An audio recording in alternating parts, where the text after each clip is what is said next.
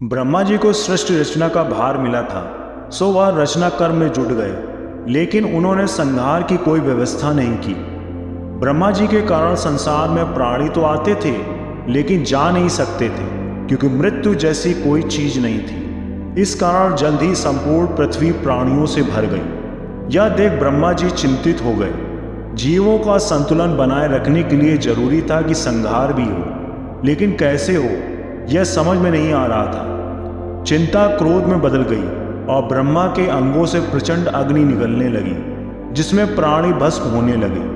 अचानक आई आपदा से चारों तरफ त्राही त्राही मच गई। राक्षसों के अधिपति स्थाणु रुद्र ब्रह्मा के पास आए। स्थाणु ने स्मरण कराया, यह सृष्टि आपने बड़े लगन और परिश्रम से बनाई, आप इसे स्वयं क्यों भस्म कर रहे हैं? उनके कष्टों को देखिए, मेरी तरह आपका मन भी करुणा से भर जाएगा और यह विध्वंस नहीं कर पाएंगे।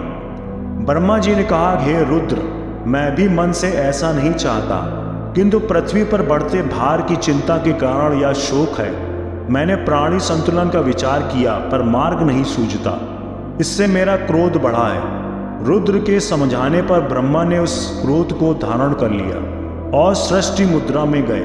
तब उनके शरीर से काले और लाल रंग की एक नारी उत्पन्न हुई। उसकी जीभ, मुख और नेत्र लाल थे। वह नारी ब्रह्मा जी के सामने उपस्थित हुई। ब्रह्मा जी ने उसे आदेश दिया, तुम मेरी संहार बुद्धि और क्रोध से प्रकट हुई हो, इसलिए तुम संसार में प्राणियों का संहार करो। तुम्हारा नाम मैं मृत्यु रखता हूं। तुम ज्ञानी और अज्ञानी सबका संहार कर सकती हो। यह सुनते ही मृत्यु फूट फूट कर रोने लगी। ब्रह्मा जी ने उसके सभी आंसुओं को समस्त प्राणियों के हितों के लिए अंजलि में रखकर सहेज लिया और मृत्यु को हर प्रकार से सांत्वना देने लगे। मृत्यु ने पूछा, आपने मुझे नारी रूप में क्यों उत्पन्न किया? प्रभु, मैं पाप से डरती हूँ। जब मैं लोगों के प्रिय परिजनों को मारने लगूंगी तो वे मुझे शाप देंगे, मेरे प्रति घृणा रखेंगे, इससे मेरा मन व्याकुल है। प्रभु, मुझे यमराज के कार्य में सहयोगी न बनाइए, मैं तप करना चाहता हूँ। रोते बिलखते प्राणियों के शरीर से प्राण का हरण मेरे वश का नहीं है, मुझे क्षमा करें, मैं अधर्म का माध्यम नहीं बन सकती। ब्रह्मा जी मृत्यु को समझाने लगे, प्रजा के संहार के संकल्प के साथ ही मैंने तुम्हारी रचना की है, इसलिए तुम्हारे मन में ऐसे विचार आने ही नहीं चाहिए। तुम लोक में निंदा के पात्र नहीं बनोगी। मेरी आज्ञा से तुम प्रजा का संहार करो। मृत्यु ने ब्रह्मा जी को कोई वचन नहीं दिया और वहां से धेनुकाश्रम आ गई। धेनुकाश्रम में मृत्यु ने एक पैर पर खड़े होकर घोर तप आरंभ किया। तप के कारण ब्रह्मा जी प्रकट हुए। उन्होंने पूछा, मृत्यु, किस लालसा में तुम यह घोर तप कर रही हो? मृत्यु ने फिर वही बात कही, मुझे अधर्म से डर लगता है, इसलिए तप कर रही हूँ। प्रभु, मेरी प्रार्थना है कि मुझे रोते बिलखते स्वस्थ प्रजा का संहार न करना पड़े।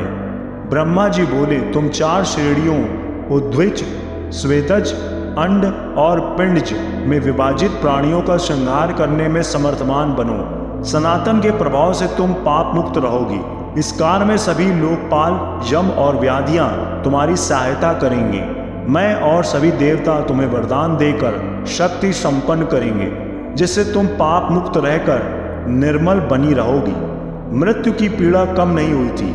उसने कहा, यदि यह संहार मेरे बिना पूर्ण नहीं हो सकता तो मैं अपने रचयिता की बात को नहीं टालूंगी, लेकिन दोष मुक्त प्राणियों का संहार नहीं करूंगी। मृत्यु ने कहा, लोभ, क्रोध, अश्या, ईर्ष्या, द्वेष, मोह, निर्लज्जता और दूसरे के प्रति कठोर वाणी प्राण हरने के लिए आवश्यक दोष होने चाहिए, तभी मैं संहार का दायित्व ले सकती हूँ। ब्रह्मा जी प्रसन्न होकर बोले, तुम उत्तम रीतियों से प्राणियों का संहार करो। तुम्हारे आंखों से बहे सारे आंसू मैंने संभाल रखे थे, वे सभी विभिन्न प्रकार की व्याधियां बनेंगे।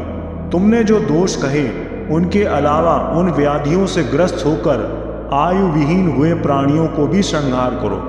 तुम प्राणियों के धर्म का स्वामिनी होगी और इसलिए काम और क्रोध का त्याग करके धर्म पूर्वक संहार करो।